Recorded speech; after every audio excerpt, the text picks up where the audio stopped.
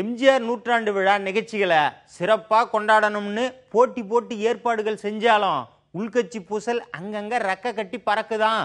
சட்டமன்றத்தில் மட்டும் இல்லாமல் பொதுக்கூட்டத்திலையும் வெளிப்படையாக மோதல் காட்சிகள் வந்துடக்கூடாதுன்னு அமைச்சரவை கூட்டத்தில் ஆலோசனை செஞ்சாங்களாம். அமைச்சர் MC சம்பத் பேசும்போது 4 எம்எல்ஏக்கள் வெளியே வந்துருச்சு போனது. அமைச்சர் ஜெயக்குமாருக்கு எதிராக பக்கத்து தொகுதி எம்எல்ஏ பஞ்ச் டயலாக் பேசினது. ஆண்டிப்பட்டி எம்எல்ஏ கேண்டீனுக்கு போனது. ஒட்டப்பிடாரம் முன்னாள் எம்எல்ஏ சரல்குமாரிக்கு ஆப்பு வைக்க இன்னாள் எம்எல்ஏ கோரிக்கை வச்சதுன்னு சட்டமன்றத்தில் முட்டல் மோதல் காட்சிக்கு பஞ்சமே இல்லைங்களாம்.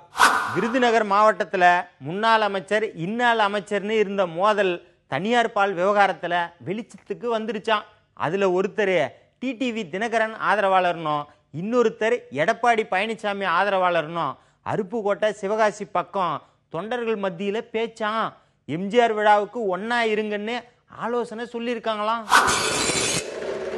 ஐயா, கொங்கு மண்டலத்தில் மேட்டூர் எம்எல்ஏவோட பேச்சு முதலமைச்சர் தரப்புக்கு தொடர்ந்து சிக்கலை உருவாக்குதான். கல்வி அமைச்சர் மூலமா சமாதான பேச்சுகள் நடத்தலான்னு ஆலோசனை செஞ்சு அதற்கான ஏற்பாடுகள் நடக்குதான்.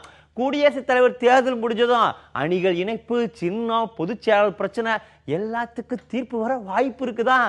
நாங்களாவா சொல்லுதோம், வெளியில பேசிக்கிட்டு தாங்க ஐயா.